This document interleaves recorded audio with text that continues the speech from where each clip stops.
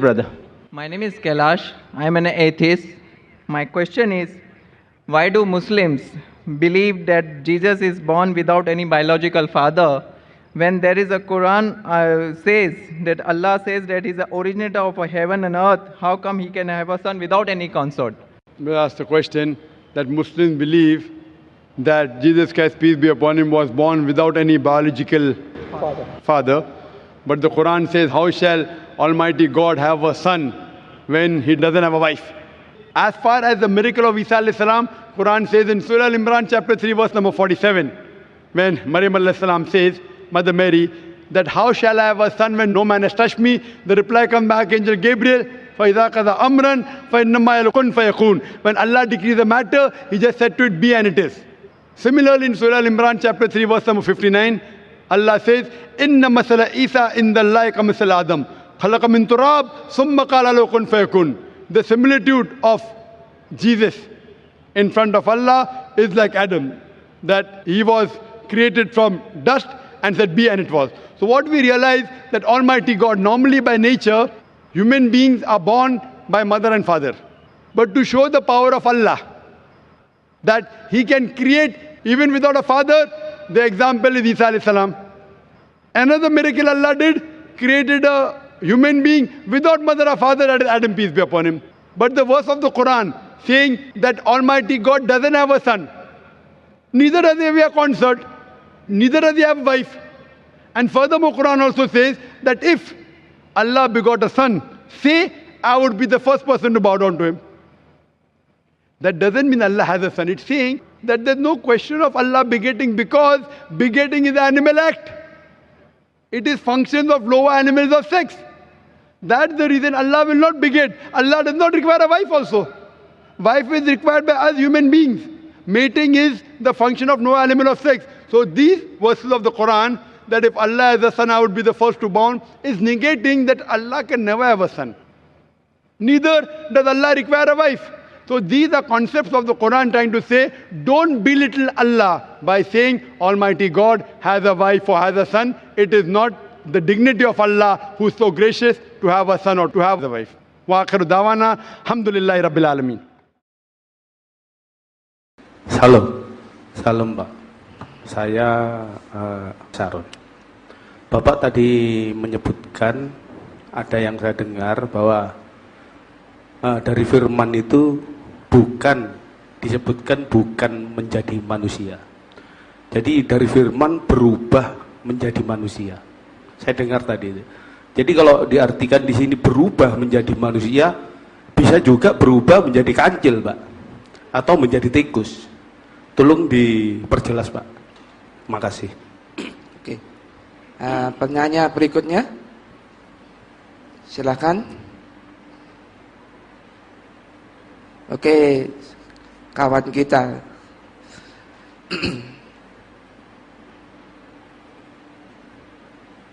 Ya, saya Freddy.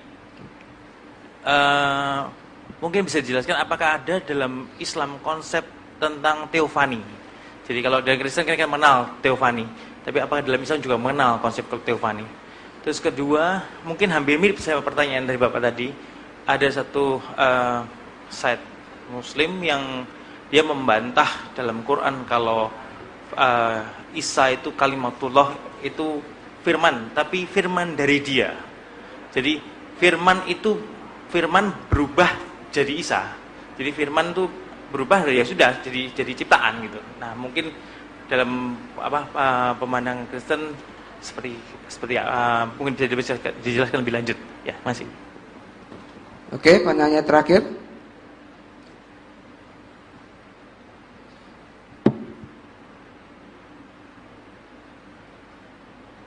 Silakan maju.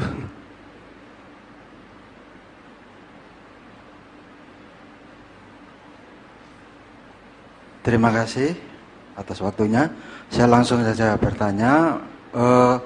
Saya pernah bincang-bincang dengan seorang hamba Tuhan, ya istilahnya dia sudah berposisi sebagai, kalau Allah itu besar, maha besar, itu digambarkan tak terhingga besarnya, sehingga ketika dia menciptakan bumi, menemui manusia itu, dia mengatakan itu berubah mengecil, itu sejajarkan dengan ketika menjadi manusia. Jadi Allah yang maha besar itu tadi mengecil menjadi manusia, yaitu Yesus gitu. Mungkin tanggapan Pak Bambang mohon dijelaskan. Terima kasih.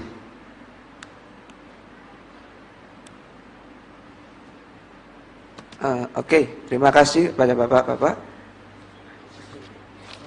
Allah itu harus menjadi manusia, itu mungkin ada sedikit pandangan teologis yang orang-orang teman-teman kita yang mungkin yang Protestan atau bagaimana, yang Allah itu harus menjadi manusia untuk menyelamatkan manusia. Itu bagaimana tanggapan bagi Pak Bambang? Mungkin karena background kita kadang-kadang iya ya, wah karena begitu besar kasih Allah, Allah harus. Nah, sedangkan tadi sempat disinggung bahwa terserah Allah mau menjadi manusia atau mau menjadi apapun. Terima kasih.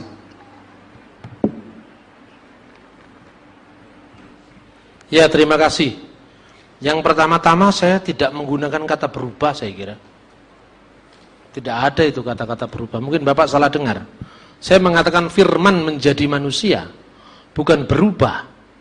Dalam bahasa asli kitab suci, itu Yesus disebut sebagai morpe tuteo, gambar Allah.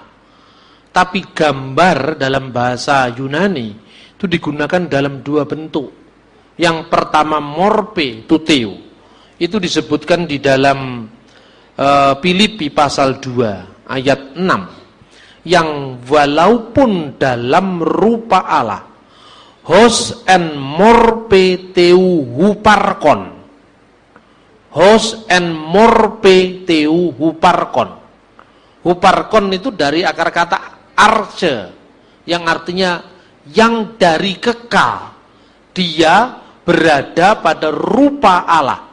Morpe itu rupa yang tidak berubah. Sementara kemanusiaan Yesus yang berubah. Inilah namanya inkarnasi. Ketika digunakan kata berubah, Alkitab tidak menggunakan lagi kata-kata morpe, tapi skemati. Dia yang berada dalam rupa manusia, itu skemati. Jadi keserupaan Yesus dengan manusia digunakan kata skemati. Skema itu rupa yang berubah-ubah.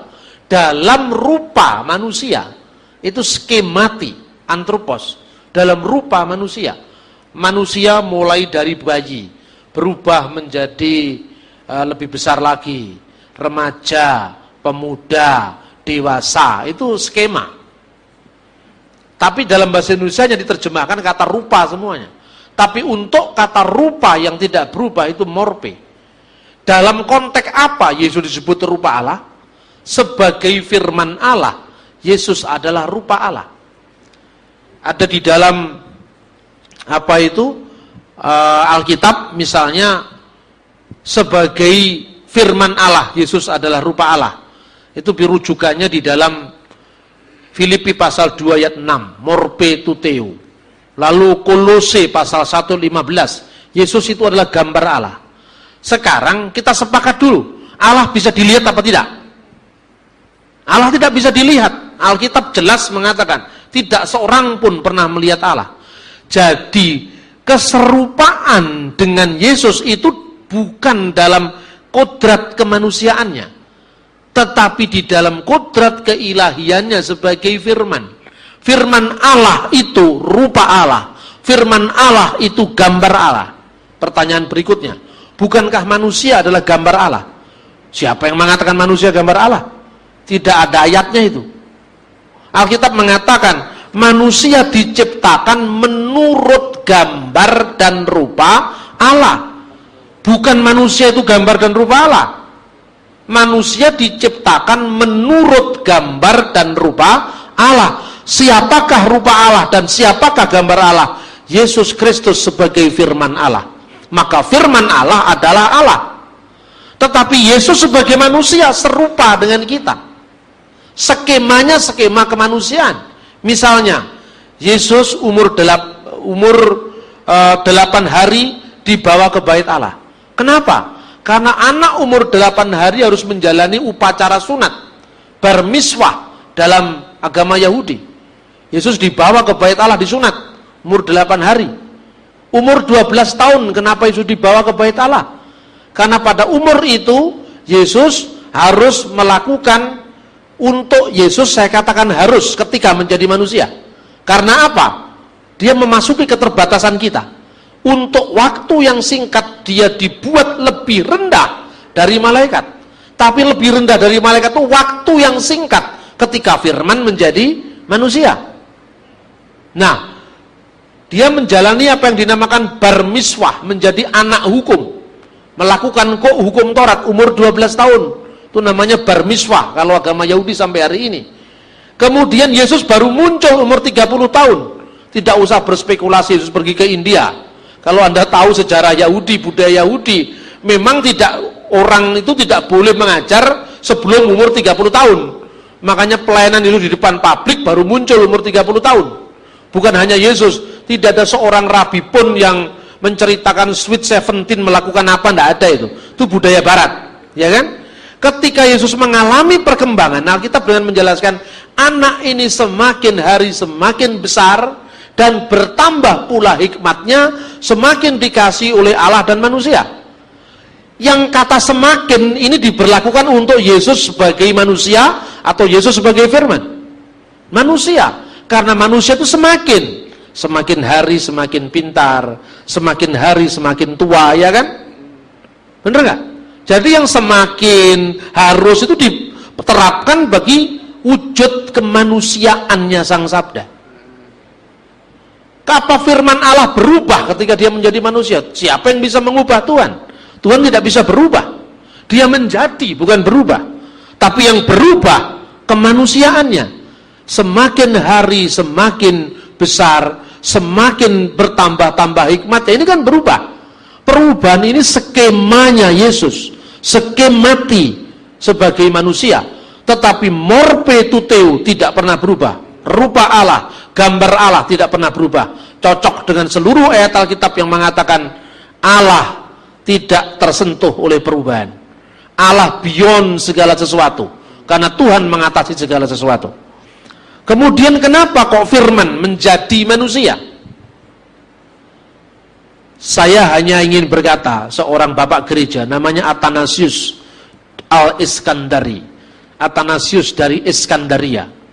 Dia seorang pahlawan iman yang mempertahankan keilahian Kristus pada Konsili Nikea tahun 325. Dia mengatakan begini, setiap orang mengetahui bahwa manusia diciptakan menurut gambar dan rupa Allah. Itulah fitrah penciptaan kita. Dan setiap orang juga harus mengetahui bahwa Kristus sebagai firman-Nya adalah gambar dan rupa Allah itu sendiri. Dia sebutkan ayatnya, Kolose 1 ayat 15, Filipi pasal 2 ayat 6 dan seterusnya. Dan kita setelah tahu bahwa manusia telah jatuh ke dalam dosa. Ketika manusia jatuh ke dalam dosa, fitrah penciptaannya mula-mula, di mana manusia diciptakan menurut gambar dan rupa Allah tadi, rusak. Sekalipun tidak rusak total. Kenapa tidak rusak total? Buktinya manusia masih mengenal agama. Buktinya manusia masih mengenal Tuhan lewat alam semesta. Langit menceritakan kemuliaan Allah dan cakrawala memberitakan pekerjaan tangannya. Agama-agama itu bukan karya setan, sekalipun dia bertentangan dengan iman Kristen. Agama-agama itu adalah hasil pencarian Tuhan, hasil pencarian manusia terhadap Tuhan.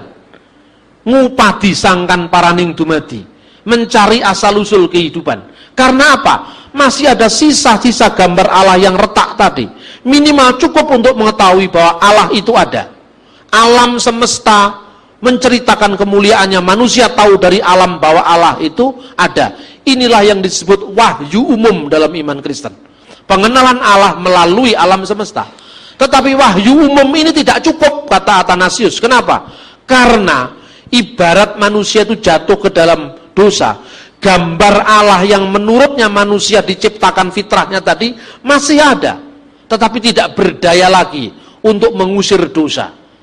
Manusia ingin berbuat baik, hasilnya yang sebaliknya. Ibarat bensin, baunya masih ada, tapi tidak punya daya bakar lagi. Itulah sebabnya firman Allah menjadi manusia, agar manusia kembali pada fitrah penciptaannya. Kata Athanasius, dan kita tahu Yesus adalah firman Allah yang adalah gambar dan rupa Allah sendiri. Tidak seorang pun yang bisa mengubah manusia, mengembalikan manusia dari kejatuhannya sehingga fitrahnya tadi rusak, jikalau bukan firman itu sendiri datang ke dunia untuk mengembalikannya. Itulah misinya kenapa firman menjadi manusia.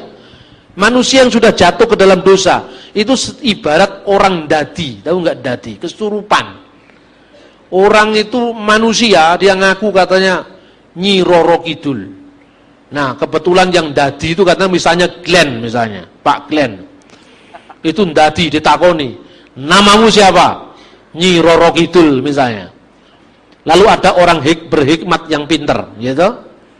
Datanglah orang berhikmat ini, Bu Susan misalnya. Kemudian Bu Susan bawa fotonya Glenn besar-besar, didampingi oleh Freddy. Kemudian dikatakan, hei, siapa kamu? Katanya, saya Nyi Roro Kidul. Suaranya sudah berubah seperti perempuan. Siapa kamu? Nyi Roro Kidul. Tunjukkan gambarnya. Ini gambar siapa? Gambarnya saya. Kamu Nyi Roro Kidul apa bukan? Bukan. Kamu siapa? Glenn. Nah, begitu juga manusia kembali pada fitrah penciptaannya semula ketika dia melihat gambar manusia sempurna yang olehnya manusia diciptakan. Paham yang saya maksud? Jadi bukan kenapa Allah menjadi manusia, itu kan terserah Tuhan. Mau apa urusanmu? Lah ini kan semenang-menang yang namanya begitu. Alkitab terlalu jelas memberikan jawaban, ya kan? Nah, kemudian yang berikut, maha besar, tidak terhingga, sehingga ketika dia menjadi manusia berubah mengecil. Itu Anda menggambarkan seperti gambaran fisik tadi. Besar kecilnya itu nggak ditentukan oleh ruang dan waktu kan. Coba kita, makanya kadang-kadang ya, saya selalu ingin mengusahakan di sekolah-sekolah STT Protestan itu mesti belajar filsafat. Itu penting sekali karena filsafat itu disiplin berpikir. Kalau pikiran kita itu tidak sistematik, tidak urut, hancur, itu kita tidak bisa mikir kritis. Begitu Anda ditanya tentang masalah metafisika, langsung mentok mengatakan hanya Allah yang tahu, kan selesai. Tapi kalau kita memahami pola berpikir sehat, ya saya katakan tadi, kenapa kalau Matius bersama Markus, Markus bukan Matius? Karena ini fisik. Tapi kalau Allah beserta kita, Allah beserta orang yang sabar, innallaha ma'asobirin. Berapa jumlahnya orang yang sabar di kota Surabaya? Oh banyak Pak, 10.000 misalnya. Berarti di 10.000 tempat yang berbeda, Allah yang satu beserta dengan 10.000 orang di saat dan jam yang sama. Apakah Allah jadi 10.000? Tuhan, kenapa enggak datang-datang? Di Betani kebaktiannya kelamaan, makanya enggak datang-datang ke sana. Itu kan orang yang otaknya senting sebetulnya. Bagaimana Anda bisa memahami Tuhan dengan ruang dan waktu? Jadi tidak perlu kita harus membuat kata-kata, dia harus mengecil. Memang Tuhan itu mikroba apa harus mengecil apa? Kemahabesarannya justru mencakup segala sesuatu sehingga tidak ada yang mustahil bagi dia. Gitu loh. Terus kemudian firman dari dia. Iya betul. Dalam Al-Quran ada dua kata yang diterjemahkan itu. Satu dari surat An-Nisa ayat 171. Satu dari surat Ali Imran 39. Dan Ali Imran 45. Tiga ini yang bicara Isa sebagai kalimah. Tetapi redaksinya beda-beda. Kalau di dalam surat An-Nisa 171 dikatakan Innamal Masih, sesungguhnya Al-Masih Isa putra Maryam itu Rasulullah, Rasul Allah, wa kalimatuhu, wa dan kalimah firman, hu dia dan firmannya. Jadi bukan firman darinya, tapi ada firman darinya. Itu dari Ali Imran. Firmannya alqoha ila Maryam, yang dijatuhkan kepada Maryam. Warruhu minhu, dan roh dari dia. Itu dari An-Nisa. Tapi dari Ali Imran 39, Annallaha yubashiruka biyahya musaddiqan bi kalimati min Allah. Ketika Allah berfirman, sesungguhnya Allah telah memberikan kabar gembira kepadamu dengan firman bi kalimati minhu, dan firman dari dia. Apa? Musaddiqan bi kalimati min Allah, dengan firman dari Allah. Ini dari Ali Imran 39. Ali Imran 45 redaksinya, innallaha yubashiruki, karena itu untuk Maryam, bi kalimati minhu, dengan firman dari dia. Dua kata dari muncul dari dua ayat, Ali Imran 39 dan Ali Imran 45, tapi An-Nisa firmannya. Jadi saya kira nggak bisa dijadikan dasar untuk membuat kesimpulan. Bagi saya, kalau saya pribadi, saya tidak bisa mengatakan apa yang dimaksudkan Quran dengan Isa itu efek dari ciptaan atau ciptaan. Karena semua teologi-teologi Kristen yang menyebar pada zaman sebelum Nabi Muhammad, itu semua terwakili dalam Quran. Dan kita tidak bisa memaksakan hanya satu tafsir yang dianut, yang lain dibuang. Kalau Anda membaca tulisannya Thomas yang saya kutip tadi, yang The Word of God in the Quran, itu ada perkembangan. Misalnya, kalau kata kalimah itu diterapkan untuk Isa dalam pengertian makhluk, kenapa dari ayat-ayat yang saya sebut tadi, itu justru menunjukkan keputusan ilahi, kedaulatan ilahi, dan kata kalimah. Kalau kata kalamullah itu hanya verbal. Yasma'una kalamullahi misalnya, mereka mendengar firman-firman Allah, itu verbal. Kata-kata yang didengar, kata-kata yang ditulis itu kalam. Tetapi kalimah itu putusan. Kalimah itu adalah kedaulatan. Itu tambah, jikalau bukan karena kalimah dari Tuhannya misalnya. Nah itu, kemudian jadi saya pikir tidak cukup hanya itu.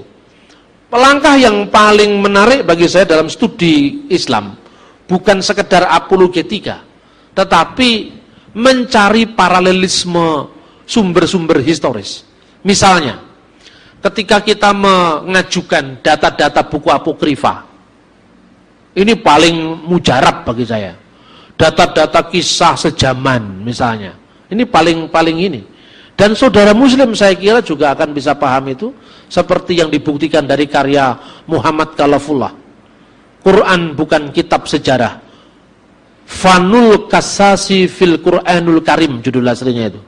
Jadi memang Al-Quran tidak bisa harus diarahkan pada satu kesimpulan. Kadang-kadang warna Aryan muncul, tapi kadang-kadang kontra Aryan juga muncul gitu loh. Tetapi itu diwakili pada terminologi yang sama. Maka bagi saya, membandingkan Quran dan Alkitab bukan sekedar perbandingan ayat demi ayat. Membedah asal-usul teksnya, mengkritisi historical background-nya, dan pikiran-pikiran apa yang mempengaruhi orang pada zaman itu. Ini menarik sekali kalau dilakukan kajian sampai seperti ini. Termasuk misalnya mencari kesejajaran antara kata memra dan kata amar. Ya, Allah yang telah menegakkan langit dengan bi amrihi, dengan amarnya. Kenapa kata amar justru ini mirip dengan kata mimrah? Itu yang banyak dilakukan oleh teolog-teolog barat, para orientalis. Sekalipun orientalisme itu di Indonesia dipandang tidak positif. Ya, mereka banyak yang ketakutan dengan studi itu. Tapi bagi saya menarik untuk dikaji. Kemudian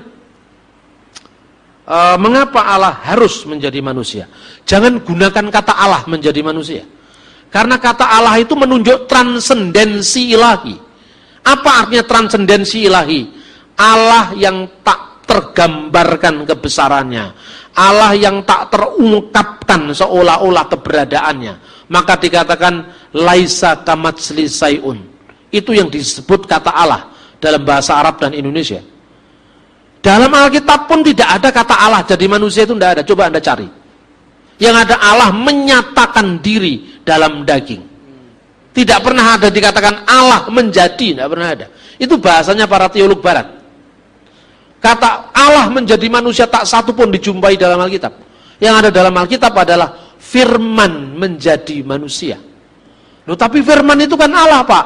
Dalam firman menjadi manusia itu ada dua kodrat. Sepenuhnya ilahi sebagai firman Allah dan sepenuhnya insani sebagai putra Maryam.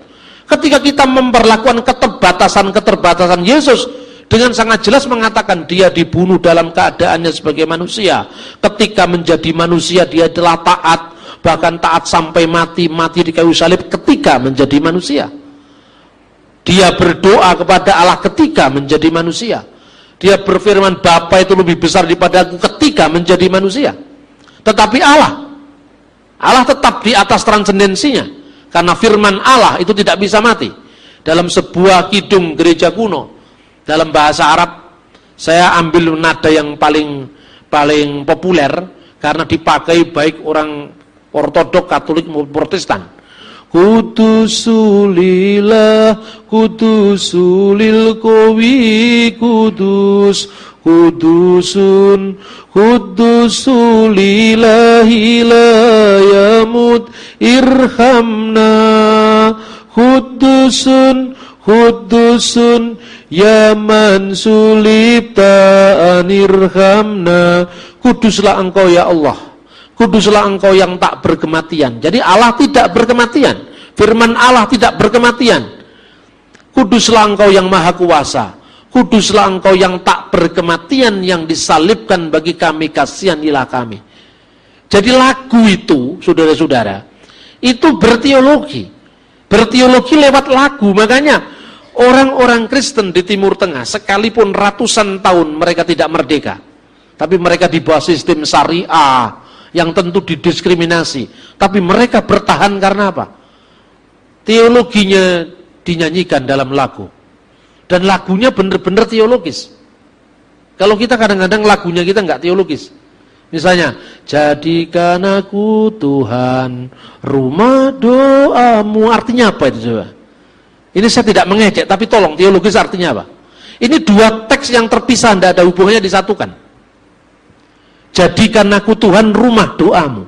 Itu kan karena rumahku akan disebut rumah doa, itu kan? Dari kitab Nabi Yeremia dikutip ketika Yesus menghalau para pedagang itu. Jadi betul, rumahku adalah rumah doa. Baitmu ada, tubuh kita adalah bait Allah.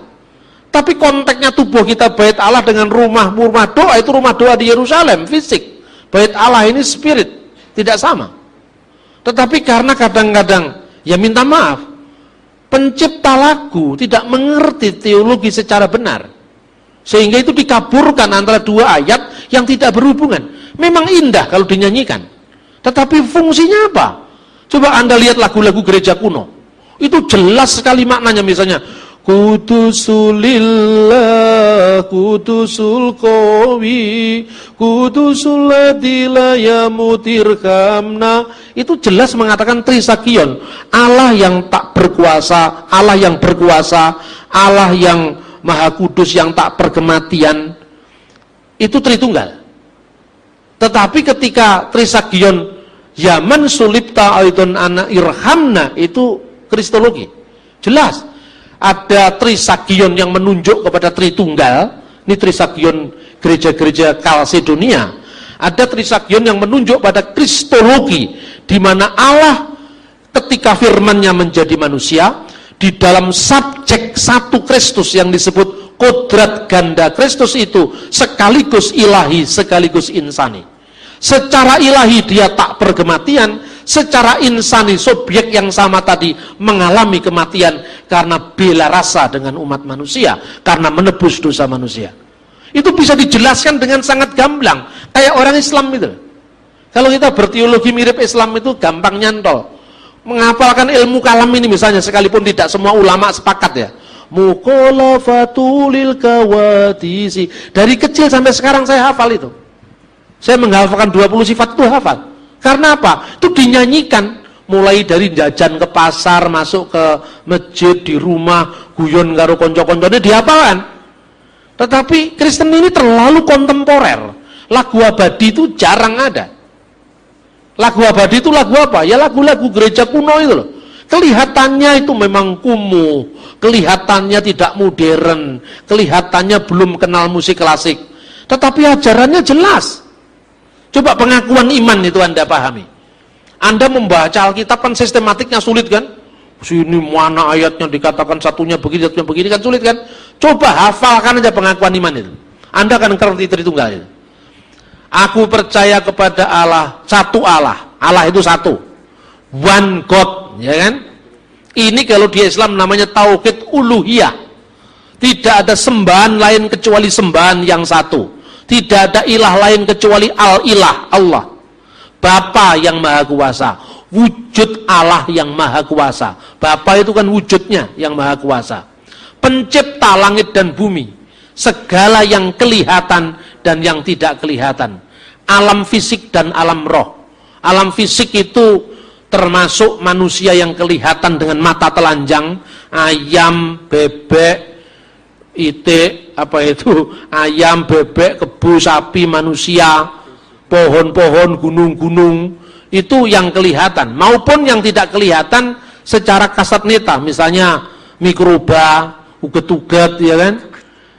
Terus kemudian yang tidak kelihatan secara alam fisik yang nyata ini, demit, setan, peri, perayangan, gendruwo, tetean, ilu-ilu, banaspati, jerangkong, eklek-eklek, itu semua nggak kelihatan, jelas dari antropologinya jelas. Dan percaya kepada satu-satunya Tuhan, one Lord. Ini tauhid rububiyah.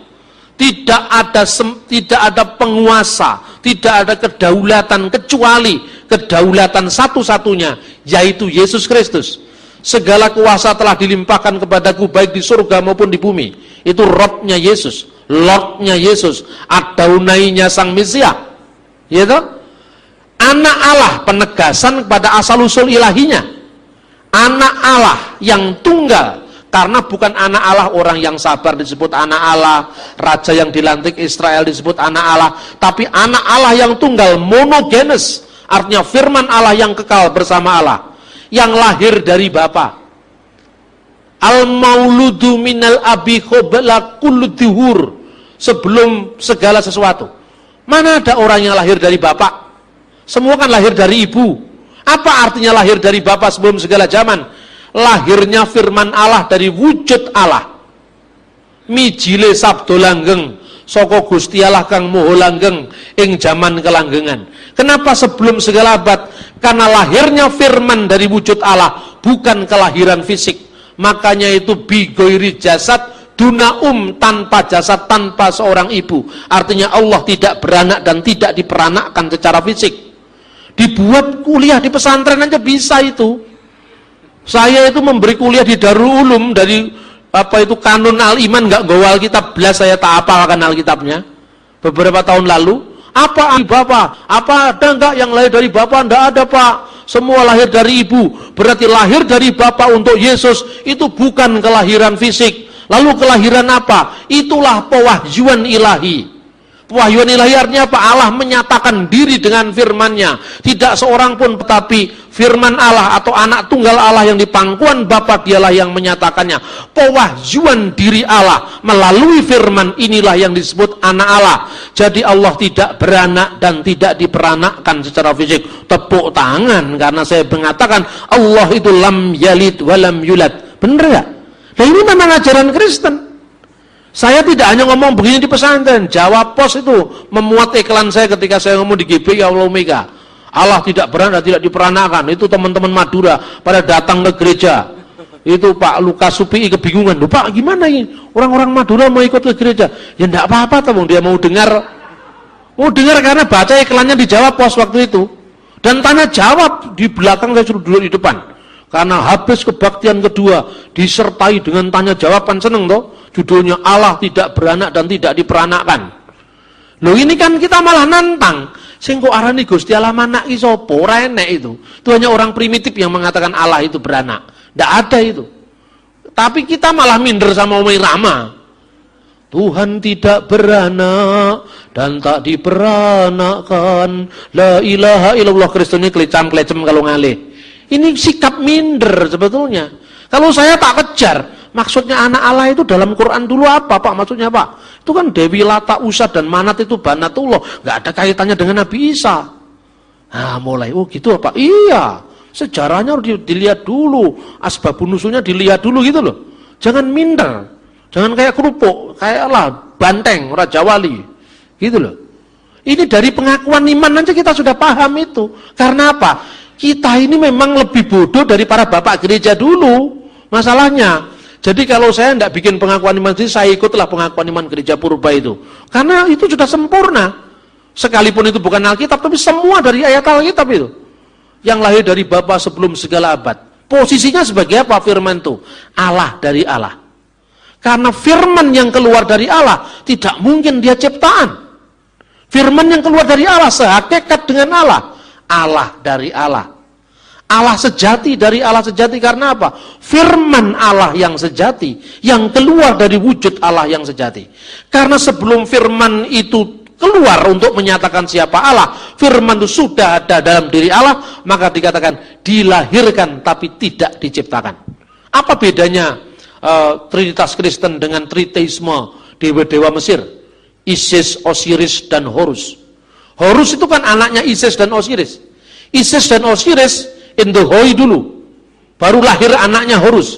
Pertanyaannya, sebelum Horus lahir, Horus ada apa tidak ada? Tidak ada. Manusia lahir diawali dari kelahirannya. Beda dengan Yesus karena dia firman Allah. Sebelum Abraham jadi, aku sudah ada. Pertanyaannya orang Kristen malas. Aku sudah ada sebagai apa? Karena khotbah-khotbah yang sifatnya metafisik begini kan tidak laku. Yang laku kan engkau akan diberkati. Haleluya, itu yang paling laku. Makanya menjelaskan imannya sendiri sulit.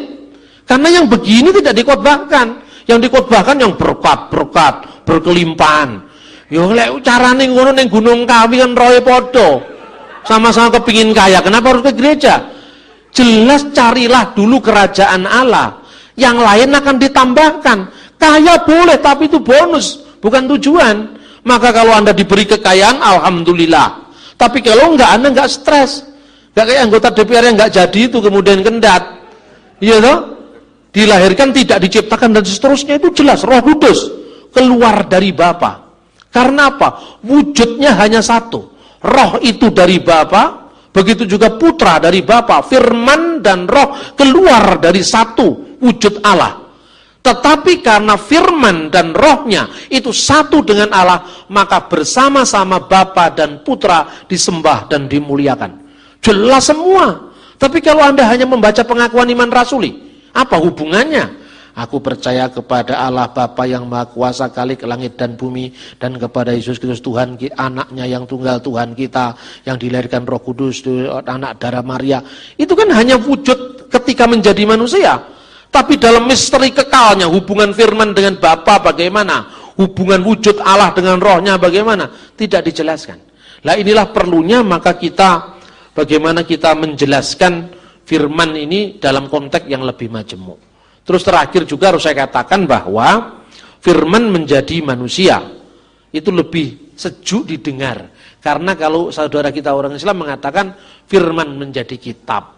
Lah kalau firman aja bisa menjadi kitab, apa sulitnya menjadi manusia? Lebih jelas orang Yahudi pun juga tidak pernah mengatakan Yahweh menjadi manusia atau Adonai menjadi manusia, tapi dia mengatakan Memra Adonai menjumpai Abraham, Memra Allah menjumpai Laban. Sejauh Allah yang tidak kelihatan, yang non fisik, yang maha hadir seolah-olah dibatasi pada kehadiran, maka dikatakan Memra Allah, firman dari Allah berjalan-jalan di hari yang sejuk. Gitu loh. Ini mirip saja dengan Islam. Tangan Allah bukan berarti tangan dalam pengertian fisik. Apakah ada konsep teopani dalam Islam? Yang mirip-mirip itu ada. Misalnya Allah turun di langit dunia. Itu teopani. Jadi para ulama menjelaskan apa artinya Allah turun. Yang ini bukan hanya kitabnya yang turun loh. Nazala alaikal kitab bil haq. Tapi di sini dikatakan Allah turun di langit dunia. Ini dalam hadis. Ini disebut ayat-ayat mutasyabihat. Tetapi Kristen agak beda. Terlalu banyak pendeta barat yang usil. Makanya yang tidak jadi masalah akhirnya jadi masalah. Kan gitu kan? Ini karena pendeta-pendeta kita ini usil yang di barat. Lah pendeta-pendeta kita yang di dunia berkembang kurang usil dan kurang kreatif. Mestinya di tengah-tengah. Ya jangan usil tapi kreatiflah. Sadar membaca tanda-tanda zaman supaya firman Tuhan semakin diberitakan.